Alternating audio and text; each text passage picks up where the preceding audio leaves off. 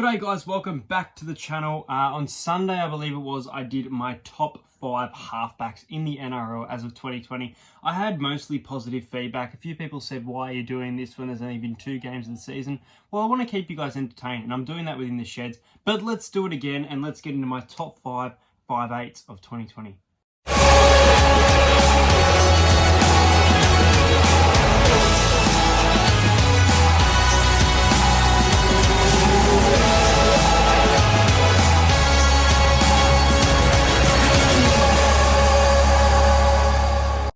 Just like my honourable mention in the halfbacks of Chad Townsend, I have an honourable mention for my 5/8, and that is Dylan Brown. I'm not being biased here about the Parramatta Eels. There are other players that are very good in the 5/8 role. I think my top 5 I got really nicely done. It was hard to think about these positions, but I think Dylan Brown is someone who's still developing, but has had some outstanding game. Now, when I think of Dylan Brown, I think of the defence against the Raiders. I think of the game against St. George where he ran the field. I think of the playmaking against the Broncos, 58-0. And he had a massive game in round 2 against the Titans. He looked really great on the field in that match. Now, Dylan Brown is a really great halves partner to Mitchell Moses. They both look like they're enjoying their footy. They look happy together. A lot better than Corey Norman, in my opinion, at this stage of his career. The thing that I doubt, though, is the injury. He spent a lot of time out last year with a back injury. He is a great player, good bloke, and Dylan Brown, you are my honourable mention. Coming in at number 5, I have Cronulla Sharks, Shaun Johnson. Do not yell at me in the comments, guys. I myself will agree that in 2020, Shaun Johnson is definitely struggling. He has been for a while. He's made the change from going to the Warriors to the Cronulla Sharks, and he doesn't look outstanding there, but his role at 5'8", he is doing his job. He is running the ball. His kicks are good. His defense is good.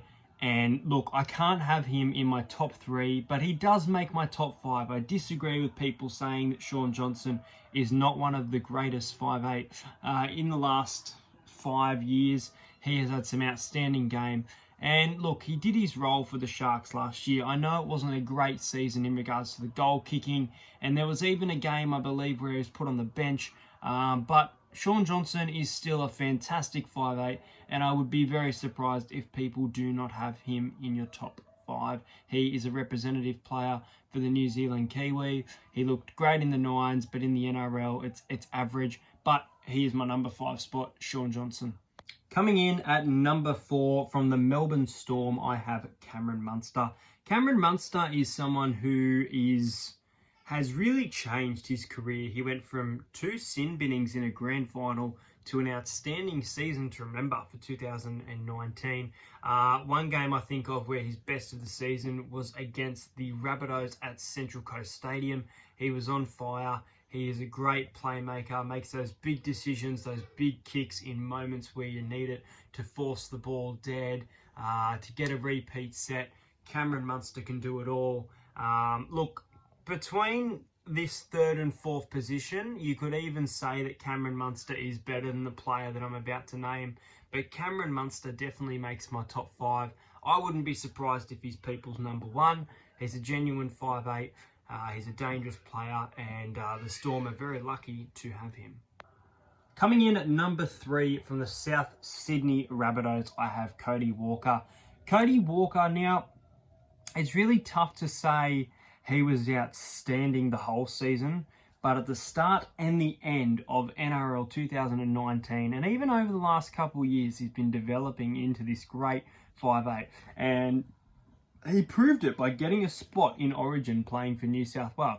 Now, not to bag him out, I like Cody Walker. I did not like his performance in Origin Game 1 at all, and I am glad he was dropped. That's my personal opinion. Great player, looks good for the South Sydney Rabbitohs. It destroyed his confidence, and you saw that coming out. You could see that Cody Walker was struggling on the field.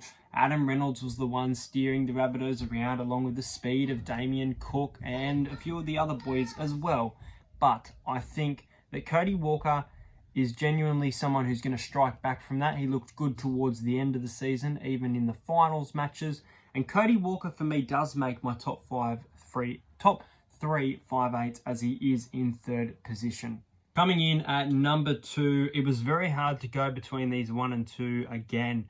Number 2 for me is Luke Keary. Now, a lot of people will have Luke Keary as number 1, and I can understand that. But when I think of 2020, I think of the injury time, the amount of time Luke Keary was off the field. Luke Keary was fantastic in the 2018 Grand Final and won the Clive Churchill Medal. He had a good 2019 season, but he didn't get to play much. There were a lot of games that he was out, but when he did play, he definitely made a difference on the field. He partnered really well with Cronk, so I wonder how he will go with Flanagan. Will he be the one who kind of steps into that role of leadership now? Who knows? Luke Keary is fantastic. I'm very surprised that Luke Keary did not get an Origin spot, but injury did get the better of him. I would be quite surprised if he doesn't get the spot this year. With Nathan Cleary, I feel like he's had his opportunities, but I feel like it's Luke Keary time potentially, even in the number 7, as I said, with that role of leadership. Yeah, Luke Keary for me is one of my players to watch of 2020.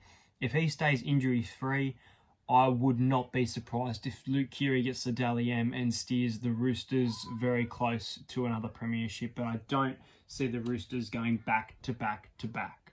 And coming in at number 1, guys, is your Clive Churchill medalist for 2019 in the Raiders and the Roosters Grand Final. It is the Canberra Raiders 5/8. It is Jack Wighton. Jack Wighton. How good is this bloke? He has gone from a fullback at the Canberra Raiders to an amazing 5/8, partnered with Aiden Caesar, now partnered with George Williams, had a great season on the back of Aiden Caesar. He runs the ball dangerously, had a good game against the Eels in Darwin, and it was a loss, but he had a really good game there. Where else? There, Grand Final, he looked like he was playing his best. He played some of his career best footy. I would even probably say it was his career best season last year. Jack Wighton is a dangerous player. He's a force to be reckoned with. And he's so young as well, so he's got a lot of time to develop, just get better and better and better. And Jack Wighton, I expect big things out of. I hope I'm not expecting too much out of him, but my expectations for him as a 5/8 is for someone to be remembered. He's gone from big moments, I believe, maybe wrong, there was something in trouble with the police. I can't remember what it was. There was something there, or there was a bad incident, and he has turned it around with a second chance, and he has just developed into this fantastic 5/8. And Jack Wighton, you are my number 1 5/8 going into 2020. Thanks, guys, for watching this video. Let me know your top 5 5/8s in the comment. Next up, I'll be doing my top 5 wingers. That might be out on Sunday. We will see. I'm going to try and do these videos twice a week for you guys. I hope you're enjoying it. Once again, if you haven't checked out In the Sheds, it is a podcast I co-host with Shirls, and the main host being BKR Sport, a fantastic YouTube channel. We speak about rugby league topics, and we have got Jesse Pariah from the Rugby Union Sevens, or the Rugby Sevens, on the show next Wednesday. We did rivalries in rugby league, and that came out at 4 o'clock today. Go and check that out on BKR's channel. It is fantastic to film. It is a lot of fun, and we've got some good guests coming up for you guys. So we're going to wrap it up there, and thank you so much. Hit like, subscribe, and comment on this video, please.